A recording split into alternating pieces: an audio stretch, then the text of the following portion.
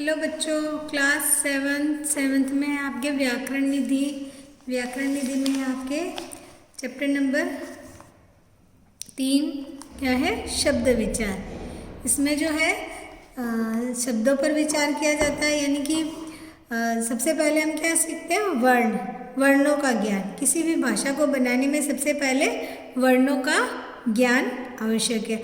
उसके बाद में दो या दो से अधिक वर्णों को मिलकर जो बनने वाले शब्द है, तो शब्दों का ज्ञान होना अति आवश्यक है। आपको भी पता है, सबसे पहले भाषा की सबसे छोटी इकाई वर्ण, पहले आपको वर्णों का ज्ञान करवाया जाता है। उसके बाद में उन वर्णों को मिलाकर क्या बनाते हैं, शब्द। फिर आपको शब्दों का ज्ञान जो है अति आवश्यक है, क्योंकि वर्णों का सही ज्ञान होना तभी उनके मेल से शुद्ध शब्द बनेंगे। ठीक है, जैसे कि हम बोलते हैं दीपावली, मेला, रसोईघर, कुछ भी आप शब्द बोलते हैं तो उसका जो इन शब्दों के उच्चारण से ही आप समझ जाते हैं कि आपको क्या चीज़ बताई गई है। जैसे कि बोला दरवाज़ा, कोई भी चीज़ ले लो आप, तो आपको पता चल जाता है कि भाई वह क्या मतलब है उसका। होली, दीपावली, तो दीपावली का क्या मतलब है, मेला क्या होता है, इसी प्रकार रसोई घर में क्या क्या किया जाता है। अर्थात ये शब्द कुछ ऐसे शब्द है जिसका कोई सार्थक अर्थ, यानी कि कोई सार्थक अर्थ होता है, तो आपको बोलते ही उसका मतलब आपको समझ में आ जाता है। दो या दो से अधिक वर्णों का मेल जिसका कोई सार्थक अर्थ निकलता है वो शब्द कहलाते। क्या कहलाते? शब्द। जैसा कि आपको पहले ही बताया, दो या दो से अधिक शब्दों को, वर्णों को जब मिलकर बनाते हैं क्या होता है, शब्द। और जब उसका सार्थक अर्थ निकलता हो क्या कहते हैं, शब्द। ठीक है, अब देखें, शब्दों का भी अलग अलग वर्गीकरण किया गया, यानी कि शब्दों को अलग अलग भागों में बांटा गया है। इसमें आपके बता रखा है रचना, अर्थ, प्रयोग और स्रोत। इन चारों के आधार पर, इन चार आधारों पर शब्दों का वर्गीकरण किया जाता है। ठीक है, तो सबसे पहले हम देखते हैं रचना या बनावट के आधार पर। ठीक है, क्या है, इसको क्या बोलते हैं, रचना या फिर बनावट के आधार पर भी बोला जाता है। सबसे पहला, ठीक है, हम देखते हैं ये रचना के आधार पर शब्दों का वर्गीकरण। यहाँ पे चार बताया गया है, रचना, अर्थ, प्रयोग और स्रोत। ठीक है, इसमें सबसे पहला है रचना। इसको बनावट के आधार पर भी कहा जाता है। रचना या बनावट के आधार पर शब्द तीन प्रकार के होते हैं। कितने प्रकार के होते हैं? तीन प्रकार के होते हैं रचना या बनावट के आधार पर। उसमें सबसे पहले है आपके रूढ़ शब्द। कौन सा है? रूढ़ शब्द। दूसरा है आपके यौगिक शब्द और तीसरा है योग रूढ़ शब्द। ठीक है, तो इसमें सबसे पहले हम देखते हैं रूढ़ शब्द। रचना के आधार पर शब्दों के जो तीन भेद हैं, इनको तीन भागों में बांटा गया है रचना के आधार पर, रूढ़, यौगिक और योग रूढ़। ठीक है, तो रूढ़ शब्द में क्या होता है, रूढ़ शब्द वे होते हैं जो शब्द परंपरा से किसी अर्थ को प्रकट करते आ रहे हैं, यानी कि परंपरा से वो शब्द चले आ रहे हैं और किसी अर्थ को प्रकट कर रहे हैं, और उनके टुकड़े, उन शब्दों के टुकड़े करने पर उनका कोई अर्थ नहीं होता है, वे क्या कहलाते हैं, रूढ़ शब्द। क्या कहलाते हैं? रूढ़ शब्द। जैसे कि कमल, कमल का अर्थ एक फूल होता है, इसके टुकड़े करने पर कोई उचित अर्थ नहीं निकलता है। जैसे कि आप ले लो पेड़, ये शब्द क्या है, परंपरा से किसी अर्थ को प्रकट करते आ रहे हैं, यानी कि पेड़ बोलते हैं, आपको समझ में आ जाता है पेड़ क्या है, तो ठीक है, पेड़ का चित्र आपके दिमाग में चलता रहता है, तो पेड़। अब इसको रूढ़ शब्द क्यों कहते हैं? क्योंकि इसके टुकड़े करने पर कोई अर्थ नहीं होता है। ठीक है, जैसे कि घर, ठीक है, घर बोलते ही आपको समझ में आ जाता है कि क्या है, पर इसके टुकड़े करने पर कोई अलग अर्थ, उचित अर्थ नहीं होता है। जब आप घर शब्द का वर्ण विच्छेद करेंगे, अलग टुकड़े करेंगे, तो उसका कोई अर्थ नहीं होता है। ठीक है, वर्ण विच्छेद नहीं, टुकड़े करने पर। ठीक है, उसके बाद में है यौगिक शब्द। क्या है? यौगिक शब्द। यौगिक शब्द में क्या होता है, पहले हमने पढ़ा था रूढ़ शब्द, यौगिक शब्द। ये क्या है? रचना के आधार पर सेकंड नंबर पर। यौगिक शब्द जो शब्द दो या दो से अधिक शब्दों के मेल से बने हो और उनके टुकड़े करने पर उनका अर्थ होता है, अर्थ निकलता है। यानी कि जो शब्द दो या दो से अधिक शब्द यानी कि दो शब्द अलग अलग दो शब्द मिलाकर एक नया शब्द बना है, तो उसके टुकड़े करने पर अर्थ भी यानी कि उन दोनों के आप अलग अलग वापस से टुकड़े करेंगे तो उनका अर्थ जो है निकलेगा, तो वो क्या कहलाते हैं? यौगिक शब्द। जैसे कि नाम से ही पता है यौगिक यानी कि दो शब्दों के मेल से बने शब्द और उनके टुकड़े करने पर कोई अर्थ होता हो।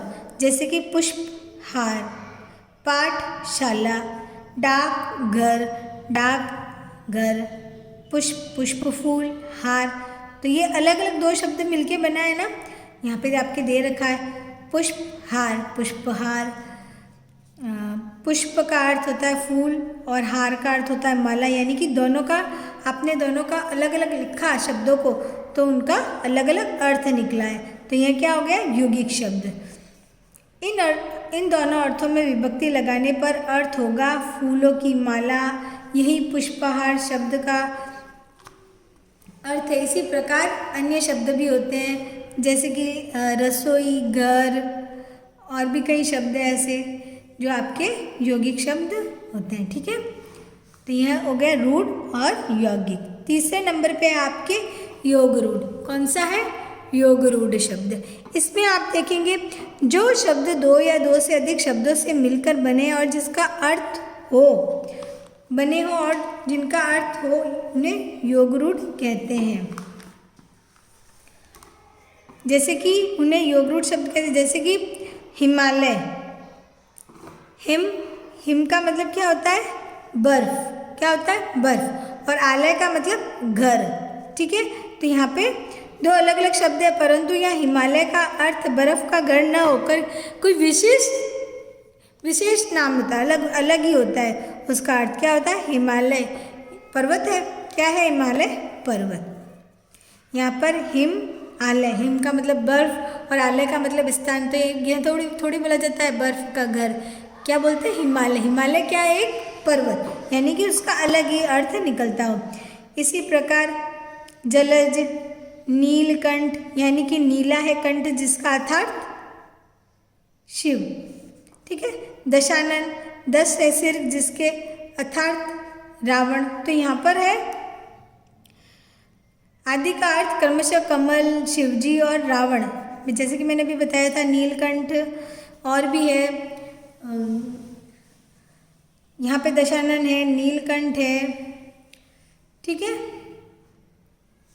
उसके बाद में हम देखते हैं यह आपके हो गए रूढ़ शब्द, यौगिक शब्द और योग रूढ़ शब्द। यह तीनों हो गए किसके आधार पर है? यह रचना या बनावट के आधार पर।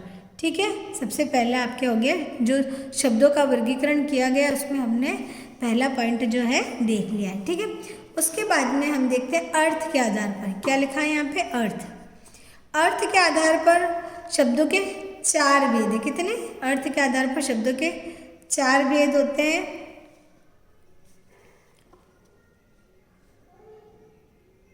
यहाँ पे देखो, एकार्थी शब्द, अनेकार्थी शब्द, पर्यायवाची शब्द, विलोम शब्द, यहाँ पे सब अलग अलग दे रखे हैं। एकार्थी शब्द, अनेकार्थी शब्द, अनेक शब्दों के लिए एक शब्द, पर्यायवाची शब्द, विलोम शब्द, समश्रुति भिन्नार्थक शब्द। ठीक है, यह शब्दों के आधार पर भेद दे रखे हैं। ठीक है, सबसे पहले हम देखते हैं एकार्थी शब्द, यानी कि यहाँ पे भी शब्दों का अलग अलग वर्गीकरण किया गया है। वैसे तो यहाँ पे चार आधारों पर किया गया था, लेकिन इनमें भी रचना के आधार पर 3 है, अर्थ के आधार पर भी अलग अलग भेद करके बताए, अलग अलग भेद हैं इनके। ठीक है, तो इसमें सबसे पहले हम देखते हैं एकार्थी शब्द। जिन शब्दों का केवल एक ही निश्चित अर्थ होता है वे एकार्थी शब्द कहते हैं। जैसे कि माता, दिल्ली, समुद्र, नमस्ते आदि क्या है? एकार्थी शब्द जिसका एक ही अर्थ हो। ठीक है, उसके बाद में अनेकार्थी शब्द। अनेकार्थी शब्द क्या होते हैं? जैसे ऐसे शब्द जिनके एक से अधिक अर्थ होते हैं, ये क्या होते हैं? अनेकार्थी शब्द कहलाते हैं। जैसे कि पक्षी, खग, पक्षी, बाण, तारा, आदि, इनके क्या है अनेकार्थी। ये क्या है अनेकार्थी शब्द, यानी कि इनके अनेक अर्थ होते हैं। कुछ अनेकार्थी शब्द यहाँ पर आपके दे रखे हैं, जैसे कि यहाँ पे देखो खग क्या होता है पक्षी, ठीक है। अब इसको बाण, तारा आदि अनेक अर्थ होते हैं, इसके अलग अलग अर्थ होते हैं। यहाँ पे आपके अलग दे भी रखे हैं यहाँ पे नीचे बताने के लिए। यहाँ पे शब्द है और इनके बहुत सारे अर्थ हैं। शब्द है और ये इसके जैसे कि प्रकृति, प्रकृति आप देखते हैं कुदरत, क्या इसका अर्थ कुदरत भी होता है, मूल अवस्था भी होता है या स्वभाव भी होता है। बोलते हैं ना उसकी तो प्रकृति ही ऐसी है। या फिर हम लेते हैं कुदरत, कुदरत के लिए भी हम कौन सा शब्द यूज़ करते हैं प्रकृति, ठीक है। मूल अवस्था के लिए भी हम बोलते हैं प्रकृति। तो यह है जो इसका ये शब्द है, लेकिन इसके अर्थ भी अलग अलग है। और भी है यहाँ पर शब्द दे रखे हैं, जैसे कि घन, बादल, हथौड़ा, घना, घन यानी घना। तो यहाँ पे घन शब्द के और अलग अलग अर्थ है, तो ये अनेकार्थी शब्द होते हैं। जैसे कि कर, कर का मतलब होता है हाथ, क्या होता है हाथ। और कर का अर्थ होता है टैक्स, बोलते हैं ना उसने कितना कर लगाया, इतना कर लगाया गया है किसी भी। और कर, कर मतलब किरण भी होता है, ठीक है। तो यहाँ पर शब्द है और इनके जो अर्थ हैं जो अलग अलग अर्थ हैं, इन शब्दों के अलग अलग अर्थ भी होते हैं। सोना, सोना यानी जो नींद में सोना, सो जाना। सोना यानी स्वर्ण, तो सोना वो गोल्ड वाला सोना भी होता है और सो जाना भी होता है। सोना का अर्थ दो होते हैं। वैसे कि आप देखते हैं यहाँ पे दल, समूह, सेना, पत्ता। तो यहाँ पे दल के अलग अलग अर्थ दे रखे हैं, ठीक है। तो यहाँ पे बहुत सारे आपके ये हैं, यह आपको पढ़ने हैं, ठीक है। यहाँ पे एक और देखो लक्ष्मी, लक्ष्मी आप पैसों को, धन को, जो आपके पास धन है उसको भी आप लक्ष्मी बोलते हैं। और जो शोभा होती है घर की लक्ष्मी, तो बोलते हैं ना घर की लक्ष्मी, तो वह शोभा, घर की शोभा। तो ये वर्ड वहाँ पे भी यूज़ किया जाता है। और यहाँ पे विष्णु भगवान की पत्नी, वह भी कौन है लक्ष्मी। तो यहाँ पे एक शब्द के अलग अलग अर्थ होते हैं, तो क्या कहलाते हैं अनेकार्थी शब्द। उसमें है अब आपके अर्थ के आधार पर, तो हमने सबसे पहले अर्थ के आधार पर देखा था एकार्थी शब्द, जिसका एक ही अर्थ हो, ठीक है। जैसे कि माता का अर्थ एक ही होता है, जैसे कि माँ, ठीक है, माता एक ही होती है माँ, माता का अर्थ शब्द का। दिल्ली, समुद्र, नमस्ते आदि ये सब। उसके बाद में हमने देखा था अनेकार्थी शब्द। अब हम देखते हैं पर्यायवाची शब्द, पर्यायवाची शब्द, ठीक है। एक जैसा अर्थ बताने वाले शब्दों को क्या कहते हैं पर्यायवाची शब्द। पर्यायवाची शब्द के बारे में जानने योग्य है कि किसी भी शब्द के पर्यायवाची को विभिन्न परिस्थितियों में एक दूसरे के स्थान पर प्रयोग नहीं किया जा सकता। यानी भी कोई भी परिस्थितियों इनको एक दूसरे के स्थान पर प्रयोग नहीं किया जा सकता, क्योंकि पर्यायवाची शब्दों को के प्रयोग और अर्थ में सूक्ष्म अंतर होता है। यानी कि थोड़ा सा बिल्कुल सूक्ष्म, बोले तो बहुत कम अंतर होता है। जैसे कि मूर्ति पर चढ़ाने के लिए जल चाहिए, पानी नहीं। उसी प्रकार पीने के लिए पानी चाहिए, नीर नहीं। हम क्या बोलते हैं, मुझे पीने के लिए पानी चाहिए, ठीक है। यह शब्द जो है एकदम सेंटेंस में पानी जो है सही है, लेकिन हम ऐसे बोलते हैं नीर चाहिए, ऐसे हम कभी नहीं बोलते, ठीक है। तो अलग अलग वाक्यों में इनको अलग अलग प्रकार से यूज़ किया जाता है, तभी वह उस पर वाक्य पर सूट करता है, ठीक है। जैसे कि अंबर, यहाँ पे गलत दे रखा है, आम, ईश्वर, इच्छा, यहाँ पे शब्द दे रखे हैं, कुछ पर्यायवाची शब्द दे रखे हैं, जिसका है नभ, गगन, आसमान, आकाश, आम, आम्र, सहकार, टपका, रसाल, ठीक है। यह जो है हम अलग अलग सेंटेंस में यूज़ करते हैं। जैसे कि रसाल है, संस्कृत में भी यूज़ किया जाता है। आम्र है, यहाँ पे देखो ईश्वर की भक्ति, ईश्वर, प्रभु, भगवान, परमात्मा, स्वामी, ये सब क्या है इसके इन शब्दों के पर्यायवाची शब्द है। तो इस पर क्या बताया गया है कि भाई किसी भी शब्द के पर्यायवाची को विभिन्न परिस्थितियों में एक दूसरे के स्थान पर प्रयोग नहीं किया जा सकता, क्योंकि पर्यायवाची शब्दों के प्रयोग और अर्थ में सूक्ष्म अंतर होता है, यानी कि इनका प्रयोग अलग अलग सेंटेंस में किया जाता है, ठीक है, लेकिन इनका अर्थ जो होता है एक ही होता है। जैसे नभ को, गगन को, आसमान को, आकाश को होगा तो आकाश ही, ठीक है, लेकिन इनका प्रयोग अलग अलग किया जाता है।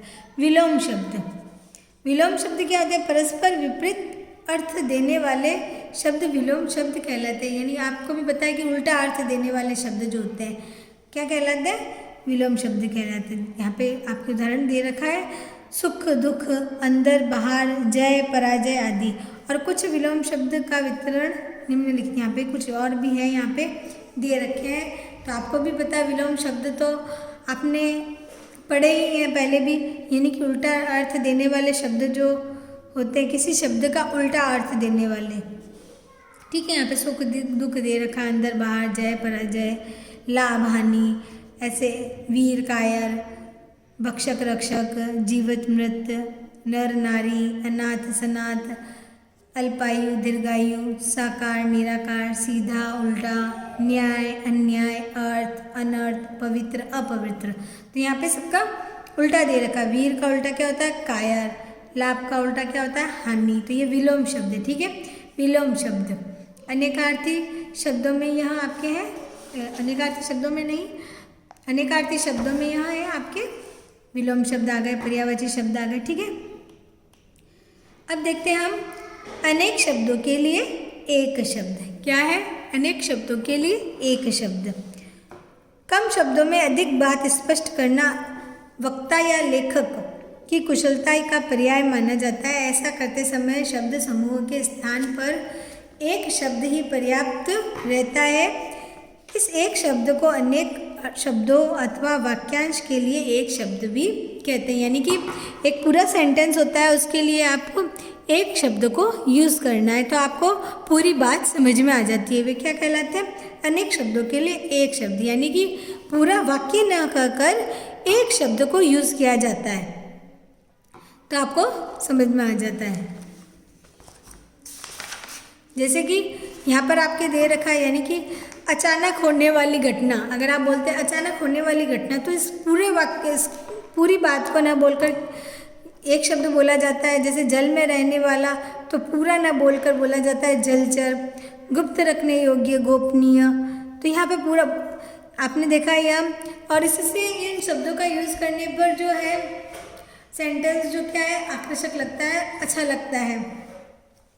बाहरी दिखावा करने वाला, जिसका आचरण अच्छा हो, जो पहले हो चुका हो, जो प्रशंसा के योग्य हो, जिसका कोई शत्रु पैदा न हुआ हो, जो सदा अमर रहता हो, नहीं जो हमेशा रहता हो, जहाँ पर जाना कठिन हो। तो यहाँ पे ये अलग अलग शब्द, इनके लिए अलग अलग शब्दों का, वाक्य के लिए अलग अलग शब्दों का, अनेक शब्दों के लिए एक शब्द का यूज़ किया जाता है।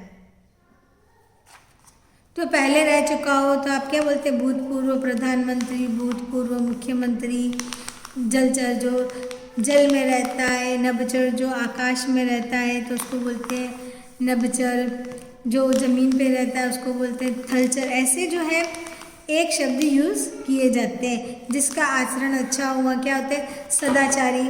तो यहाँ पे आपके एक शब्द दे रखे हैं और कुछ दे भी रखे हैं और आपके आगे भी इनको आपको पढ़ाया जाएगा, ठीक है। उसके बाद में है समानार्थी प्रतीत होने वाले भिन्नार्थी शब्द। यानी कि कुछ शब्दों के अर्थ समान प्रतीत होते हैं लेकिन वास्तव में ऐसा नहीं होता है। कुछ शब्द ऐसे होते हैं जिनके अर्थ समान होते हैं लेकिन वास्तव में बिल्कुल नहीं होता है। इनके अर्थ पूर्णतया जो पूरी तरह से है भिन्न होते, अलग होते हैं।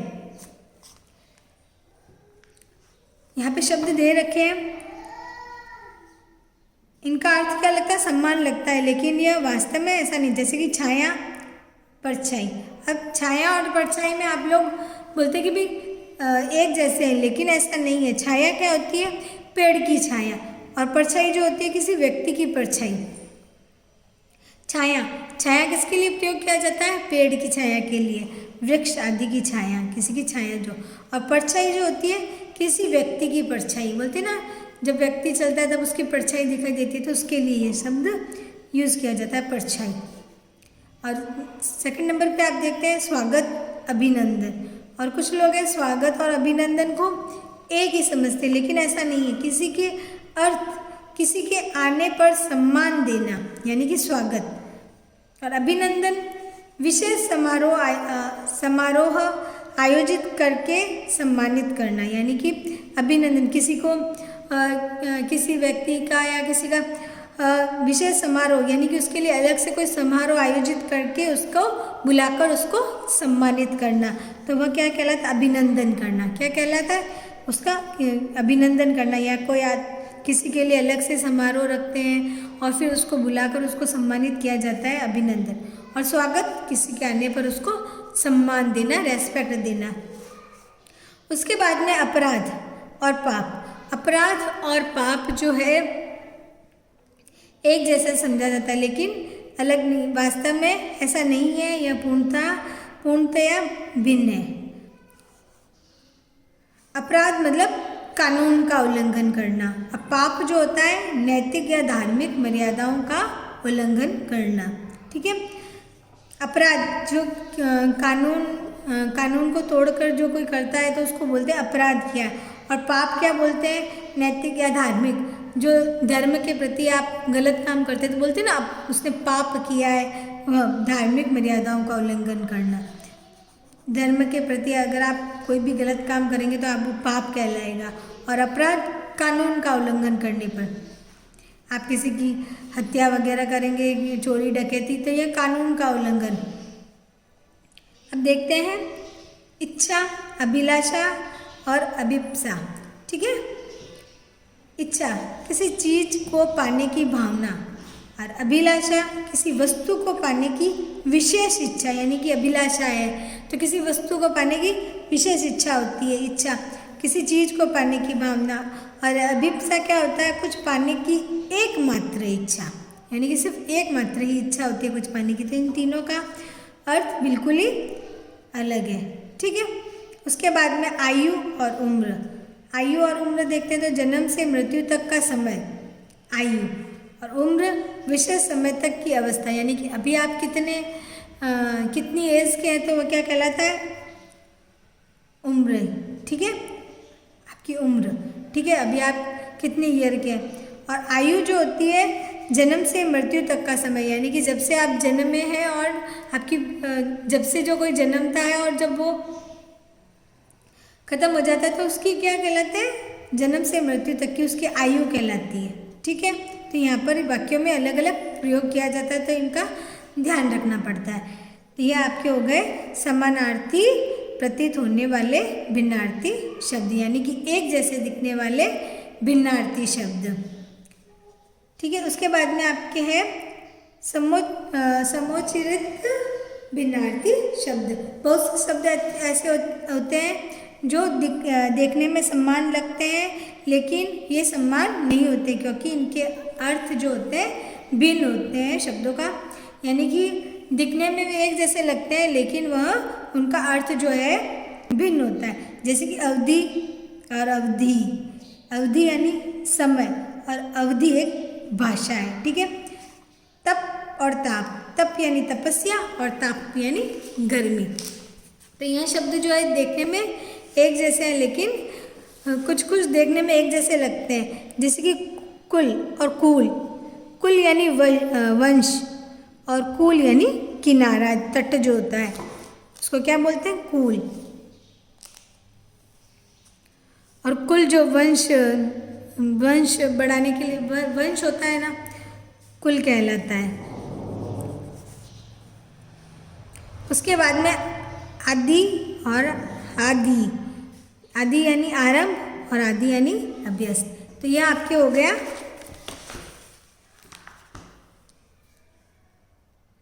समोच्चरित भिन्नार्थी शब्द। आज हम इतना ही करेंगे। प्रयोग के आधार पर और व्युक्ति के आधार पर हम अगले वीडियो में करेंगे। ठीक है। थैंक यू बच्चों।